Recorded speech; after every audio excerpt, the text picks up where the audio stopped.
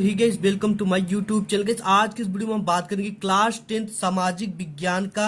बिल्कुल यही पेपर आपके बोर्ड एग्जाम में आने वाला है। ठीक है, तो सबसे पहले यहाँ पे आपको अनुक्रमांक लिखना होता है, यहाँ पे नाम, और यहाँ पे ये जो है ये आपका विषय का कोड है और यहाँ पे ये पेपर का कोड है। ठीक है, और आपको समय 3 घंटे 15 मिनट मिलता है और पूर्णांक आपको 70 का मिलता है। और ये सामाजिक विज्ञान का पेपर ऐसा ही आपके बोर्ड एग्जाम में आएगा। ठीक है, क्लास 10th सामाजिक विज्ञान का ये पेपर 3 मार्च को आपके बोर्ड एग्जाम में आएगा। और इस वीडियो में हम पेपर को पूरा हल सहित देखेंगे और 3 मार्च को यही पेपर आपके बोर्ड में आएगा। ठीक है, क्या आएगा, कैसे लिखे, ट्रिक भी बताऊंगा और पूरा नंबर कब और कैसे आपको सामाजिक विज्ञान में मिलेगा।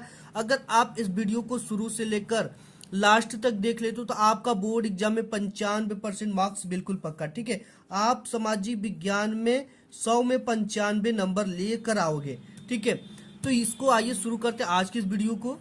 तो गाइस यहाँ पे आपको प्रारंभ के जो 15 मिनट मिलते हैं वो परीक्षार्थियों को प्रश्न पत्र पढ़ने के लिए निर्धारित होते हैं। ठीक है, तो पहला जो क्वेश्चन आपका बहुविकल्पी मिलेगा जिसके लिए आपको 20 अंक मिलेंगे।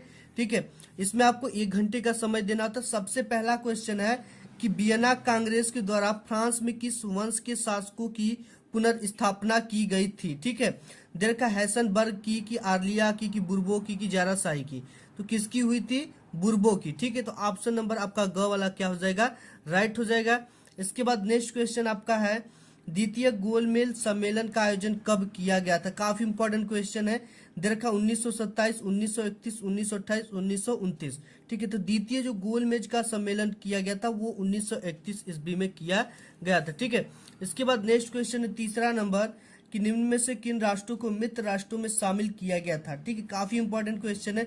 देखा पुर्तगाल, स्पेन, स्वीडन, ब्रिटेन, फ्रांस, रूस, जर्मनी, ऑस्ट्रेलिया, हंगरी, तुर्की, इटली, नीदरलैंड, रोमानिया। ठीक है, तो ये जो शामिल किया गया था ब्रिटेन, फ्रांस और रूस को शामिल किया गया था। किसको? ब्रिटेन, फ्रांस और रूस को। नेक्स्ट क्वेश्चन देख लेते हैं। नेक्स्ट आपका इसमें क्वेश्चन है कि सत्ता की साझेदारी का अच्छा उदाहरण प्रस्तुत करने वाला शब्द कौन सा है। पाकिस्तान है, श्रीलंका है, कि बेल्जियम है, कि यूगोस्लाविया है। ठीक है, तो देखो सत्ता की साझेदारी का अच्छा उदाहरण प्रस्तुत करने वाला जो आपका ये कौन सा है, तो यहाँ पे आपका सत्ता साझेदारी का अच्छा उदाहरण प्रस्तुत करने वाला शब्द कौन सा है, तो वो कौन सा है? बेल्जियम है। ठीक है, इसके बाद नेक्स्ट है 5वां क्वेश्चन कि संघात्मक शासन प्रणाली में अधिकारों का विभाजन होता है किस तरह से होता है? केंद्र एवं राज्यों की इकाइयों के मध्य, कि एक राज्य एवं अन्य राज्यों के बीच, कि व्यवस्थापिका एवं कार्यपालिका के मध्य, कि व्यवस्थापिका एवं न्यायपालिका के मध्य। ठीक है, तो इस सिचुएशन में जब संघात्मक शासन प्रणाली में अधिकारों का विभाजन किस तरह से होता है? केंद्र एवं राज्य इकाइयों के मध्य। ऑप्शन नंबर आपका क वाला क्या हो जाएगा? राइट हो जाएगा। इसके बाद नेक्स्ट और 6ठा नंबर का क्वेश्चन है कि इनमें से कौन सा कथन अश्वेत शक्ति आंदोलन के बारे में सही नहीं है। ठीक है, यह 1966 में उभरा, यह 1975 तक चला, यह एक अधिक उग्रवादी आंदोलन था, इसमें शांतिपूर्ण तरीकों की वकालत थी। ठीक है, अब देखो यहाँ पे अश्वेत क्रांति मतलब होता है अशांति होता है, शांति होता है। ठीक है, तो इसमें क्या क्या था? शांतिपूर्ण तरीकों की वकालत थी। तो ऑप्शन नंबर आपका घ क्या हो जाएगा? राइट हो जाएगा। इसके बाद 7वां क्वेश्चन है कि सामाजिक उपबंध यानी सोशल कंट्रैक्ट नामक पुस्तक का लेखक कौन था। देखा कि रूसो था, कि मॉन्टेस्क्यू था, कि नेकर था, कि दिद्रो था। ठीक है, तो देखो इसमें जो था आपका रूसो था, ये सामाजिक उपबंध पुस्तक के लेखक रूसो था। नेक्स्ट क्वेश्चन है 8वां कि रौलट एक्ट कब पारित हुआ। ठीक है, तो रौलट एक्ट आपका कब पारित हुआ? देखा 1918 की, 1919 की, 1920 की, 1921। ठीक है, तो रौलट एक्ट 1919 में पारित हुआ था। इसके बाद नेक्स्ट क्वेश्चन 8वां विश्व व्यापार संगठन WTO की स्थापना कब की गई। देखा 1915, 1997, 1999, 2000। ठीक है, तो ये किया गया था आपका 1995 ईस्वी में। नेक्स्ट क्वेश्चन है 10वां। ठीक है, भारत में पंचायती राज की स्थापना हुई थी, यानी कब हुई थी? तो ये 1980 में, कि 1990 में, कि 1992 में, कि 2004 में। तो ये आपकी हुई थी इसकी स्थापना 1992 ईस्वी में। ठीक है, इसके बाद नेक्स्ट है क्वेश्चन कि भारत में कितने प्रतिशत भू धरातल पर मैदान का विस्तार है। ठीक है, देखा 30%, की 53%, की 27%, की 43%। तो यहाँ पे देखो ये भारत में कितने परसेंट भू धरातल पर मैदान का विस्तार। ठीक है, ये जो जमीन कितनी परसेंट भारत को मैदान बनाने के लिए दे दिया गया है। ठीक है, तो वो है आपका 43%। कितना परसेंट? 100% में से 43% मैदान के लिए जमीन आपको क्या है निर्धारित किया गया है। ठीक है, उसमें आपको पेड़ लगाए जाएंगे, बाग बगीचे लगाए जाएंगे, पशु पक्षी रहेंगे, जीव जंतु रहेंगे। ठीक है, चीता को भारत में कब लुप्त प्राय घोषित किया गया था? लुप्त मतलब कि चीता भारत से लगभग लुप्त हो चुका है, तो ये कब लुप्त घोषित किया गया? इससे पहले तो चीता भारत में थे, लेकिन लुप्त कब घोषित किया गया? देखा 1952 ईस्वी में, 1964 ईस्वी में, 1972 ईस्वी में, 1984 ईस्वी में। ठीक है, तो ये कब घोषित किया गया था? 1952 ईस्वी में। नेक्स्ट क्वेश्चन है 13 नंबर, निम्न में से कौन जल संग्रहण विधि राजस्थान में प्रचलित नहीं है? ठीक है, तो यहाँ पे दे रखा कि जोहड़ विधि की, खादिश की, गूल की, टाका।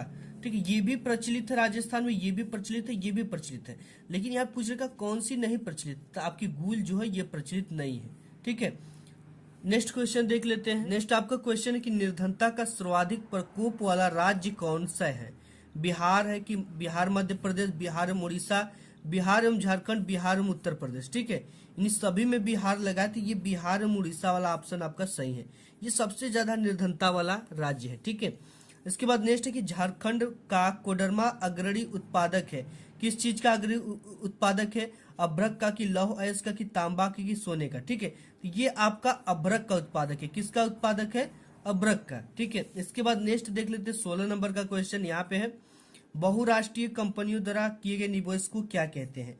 ठीक है, देखा व्यय कहते हैं, कि विदेशी निवेश कहते हैं, कि उत्पादन की वितरण, तो ये हम कहते हैं इसके विदेशी निवेश। ठीक है, बहुराष्ट्रीय कंपनियों के द्वारा किए गए निवेश को क्या कहते हैं? बहुराष्ट्रीय कंपनियां का मतलब क्या होता है? दूसरे राष्ट्र की कंपनी। ठीक है, अगर वो किसी अन्य राष्ट्र में निवेश करती तो उसका क्या कहेगा? विदेशी निवेश कहेगा।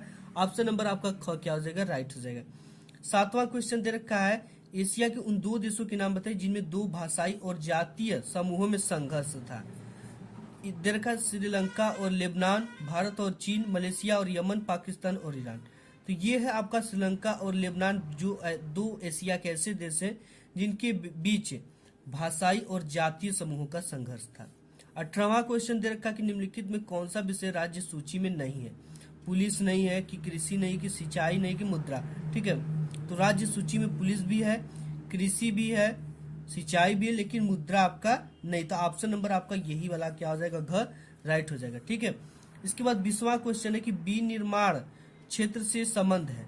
देखा प्राथमिक क्षेत्रक, द्वितीय क्षेत्रक, तृतीय क्षेत्रक, निजी क्षेत्रक। ठीक है, तो ये है द्वितीय क्षेत्रक, विनिर्माण क्षेत्र से संबंध है द्वितीय क्षेत्रक। ऑप्शन नंबर आपका ख क्या हो जाएगा? राइट। नेक्स्ट क्वेश्चन, नेक्स्ट आपका क्वेश्चन है कि पूना पैक्ट, ठीक है, कौन सा पैक्ट? पूना पैक्ट पर किसके हस्ताक्षर हुए, उसकी 2 शर्तों को लिखिए। ठीक है, ये आपको 4 नंबर में आता है क्वेश्चन। और आपको बोर्ड एग्जाम में ये चीजें ध्यान देना कि अगर क्वेश्चन 4 नंबर का है तो आपकी जो बोर्ड की कॉपी है ना, आप सबसे पहले तो प्रश्नोत्तर संख्या वगैरह लिख लोगे। ठीक है, लिखने के बाद जैसे यहाँ पे मैं आपको दिखा देता हूँ, यहाँ पे आपका खंड ब आ जाता है, और ये कौन सा प्रश्न होता है? पहला वर्णात्मक प्रश्न होता है, ऐसे डाल देना। ठीक है, डालने के बाद आपको प्रश्नोत्तर संख्या 1 का करो तो 1 का इस तरह से लिखना है। लिखने के बाद अब आपको पूरी पेज 4 नंबर का ना, तो पूरा पेज भर देना। बोर्ड की कॉपी थोड़ा इससे बड़ी होती है, केवल अगर नीचे छूटता है तो 3 से 4 लाइन छूटे। ठीक है, अदरवाइज आपको पूरी की पूरी कॉपी भर देना 4 नंबर में, तभी आपको 4 नंबर मिलेगा, अदरवाइज आपको 4 नंबर नहीं मिलेंगे। ठीक है, इस चीज का आपको ध्यान देना है। पूना पैक्ट पर किसके हस्ताक्षर हुए, उसकी 2 शर्तों को लिखिए। अब देखो यहाँ पे क्या है, इसका आंसर है कि पूना पैक्ट पर डॉक्टर BR अम्बेडकर तथा महात्मा गांधी द्वारा पूना की यरवदा जेल में 24 सितंबर 1932 को सहमति बनी थी। इस तरह से लिखना है, ये नहीं कि केवल हस्ताक्षर के नाम लिख दिए। इस पर मदन मोहन मालवीय तथा अंबेडकर ने हस्ताक्षर किया था। किसने हस्ताक्षर किया था? मदन मोहन मालवीय तथा अंबेडकर ने हस्ताक्षर किया था। अब इसकी 2 शर्तें क्या थी, वो क्या थी? देखो शर्तें निम्न थी। इसकी शर्तें थी कि आरक्षित सीटों पर निर्वाचन संयुक्त निर्वाचन मंडल द्वारा किया जाएगा। ठीक है, जो आरक्षित सीट है उन पर निर्वाचन संयुक्त निर्वाचन मंडल के द्वारा किया जाएगा, ये इसकी शर्त थी। और राज्य विधायिका में दलित वर्गों को 147 सीटें प्रदान करना था। लेकिन जब गांधी जी इस पैक्ट से संतुष्ट नहीं थे, ठीक है, वो चाहते थे कि दलितों के लिए कोई अलग से सीटें न प्रदान की जाए, क्योंकि अगर उन्हें अलग से दी जाएगी तो वो एक निम्न जाति की हो जाएंगे। ठीक है, गांधी जी इस पैक्ट से संतुष्ट नहीं थे। गांधी जी दलितों को हिंदुओं से अलग नहीं मानते थे, परंतु अंबेडकर उनके लिए निर्वाचन की मांग पर अड़े रहे। ठीक है, अंबेडकर कहते थे कि जो दलित है इनका समाज अलग होना चाहिए, इनके लिए अलग वोटिंग होनी चाहिए। ठीक है, तो इसलिए ये क्या थे, अम्बेडकर उनकी निर्वाचन की मांग पर अड़े रहे। पंडित मदन मोहन मालवीय के सहयोग से पूना पैक्ट पर आम सहमति बनी, तब जाकर इस पैक्ट को सहमति मिली। ठीक है, तो इस तरह से आपको लिखना है। इसके बाद नेक्स्ट आपका क्वेश्चन दे रखा है इस पे कि जैव और अजैव संसाधन क्या होते, कुछ उदाहरण देकर समझाइए। काफी इंपॉर्टेंट क्वेश्चन है। इसके बाद भारत में अप्रत्यक्ष लोकतांत्रिक प्रणाली को क्यों अपनाया गया, इसके बारे में बताना। ठीक है, क्योंकि भारत एक बहुत बड़ा देश है और यहाँ पे इसलिए लोकतांत्रिक अपनाया गया क्योंकि यहाँ पे हर एक देश जाति समूह में बटा हुआ है। ठीक है, अलग भाषा के लोग हैं, इसलिए 5 साल पे भारत में चुनाव होता है, जिससे कि 18 वर्ष से अधिक वर्ग आयु के लोगों को, नागरिक जो होते हैं, अपने एक चयन करते हैं प्रधानमंत्री या मुख्यमंत्री। ठीक है, ऐसा है। इसके बाद आपका है ये अथवा संघवाद क्या है, इसकी प्रमुख विशेषताएं लिखिए। फिर है रबर की कृषि हेतु आवश्यक भौगोलिक दशाओं का संक्षेप में उल्लेख कीजिए। इसके बाद अथवा अगर ये चीजें नहीं आती तो भारतीय कृषि की कोई 3 विशेषताओं को लिखिए। ठीक है, ये इंपॉर्टेंट क्वेश्चन है, तैयार कर लेना। फिर है चौथा आपका कि मौद्रिक राष्ट्रीय आय एवं वास्तविक राष्ट्रीय आय में अंतर को स्पष्ट कीजिए। 4 नंबर विकसित देशों में आर्थिक क्रियाओं के महत्व का वर्णन कीजिए। इंपॉर्टेंट है, इन सभी को तैयार कर लेना। और ये 4-4 नंबर के आते हैं, 4 नंबर आपको लगभग 1 पेज के बराबर लिखना है। ठीक है, और शुरू में अगर लिखते हो तो 4-4 लाइन, 3-3 लाइन नीचे से छोड़ सकते हो, बाद में समय मिलता तो उसको पूरा कर लेना, थोड़ा फास्ट रहना इसमें। अब नेक्स्ट है कि वर्णात्मक प्रश्न। ठीक है, हेडिंग वेडिंग का ध्यान देना बहुत ज्यादा जरूरी होता है क्योंकि इसमें नंबर कट जाएंगे। ठीक है, लंबा लंबा लिखना होता है। यह है कि जर्मन एकीकरण की प्रक्रिया के बारे में एक संक्षिप्त लेख लिखिए। नेक्स्ट है अथवा अगर ये नहीं आता तो ब्रेटन वुड्स समझौते का क्या अर्थ है, इसका क्या उद्देश्य था। फिर छठवां है कि भारतीय संदर्भ में सत्ता की हिस्सेदारी का एक उदाहरण देते हुए इसका एक युक्तिपरक और नैतिकपरक कारण बताइए। ठीक है, अगर अथवा ये नहीं आता तो छठवां तो आपको विकेंद्रीकरण क्या है, इसके लिए भारतीय संविधान में क्या व्यवस्था की गई है, किन्हीं 4 का उल्लेख कीजिए। 7वां है कि मृदा अपरदन रोकने के उपायों का वर्णन कीजिए। ठीक है, काफी इंपॉर्टेंट क्वेश्चन है, मोस्ट इंपॉर्टेंट है, आपको इसके क्या करना है, तैयार कर लेना है। 6 नंबर का है।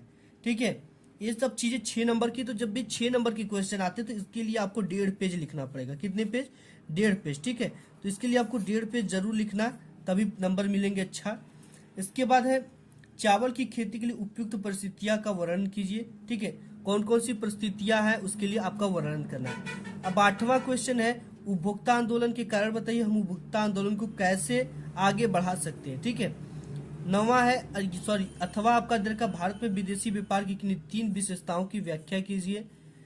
इसके बाद नेक्स्ट क्वेश्चन है, इसमें 9वां क्वेश्चन आपका आ जाता है मानचित्र से संबंधित प्रश्न। ठीक है, तो इसमें दर का निम्नलिखित स्थानों को भारत के मानचित्र इस चिन्ह द्वारा नाम से दर्शाए, सही नाम तथा सही अंकन के लिए आधे आधे नंबर अंक निर्धारित है। ठीक है, तो वह स्थान जहां सितंबर 1920 में कांग्रेस का अधिवेशन हुआ, आधा नंबर मानचित्र में इसको दर्शाने के लिए मिलेगा और आपको आधा नंबर इसका अंकन, सही चीजें उत्तर लिखने के लिए। ठीक, इस तरह से आपको मानचित्र बोर्ड एग्जाम में मिलेगा। यहाँ पे आपको रोल नंबर, कक्षा और पेपर कोड भरना पड़ेगा। ठीक है, और यहाँ पे जो जो चीजें इस तरह से आपको दर्शानी है, इसकी ट्रिक की वीडियो मैं आपको ला दूंगा इसके बाद, तो आप वो देख लेना। ठीक है, अब इसके बाद है आपको कि क्या दूसरा वह स्थान जहाँ 1927 में कांग्रेस का अधिवेशन हुआ था, तो स्थान बताने के लिए आधा नंबर और सही जगह पे दर्शाने के लिए नक्शे पर आधा नंबर मिलेगा।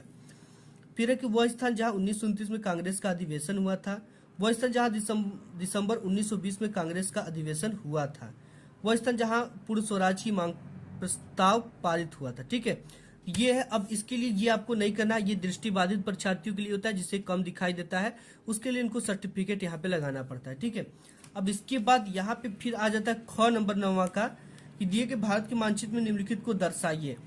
नागार्जुन सागर बांध चिन्ह द्वारा नाम से, इसके आधा नंबर आपको क्या मिलेंगे, नागार्जुन सागर बांध को लिखने के लिए कहाँ पे है और आधा नंबर इसको दर्शाने के लिए।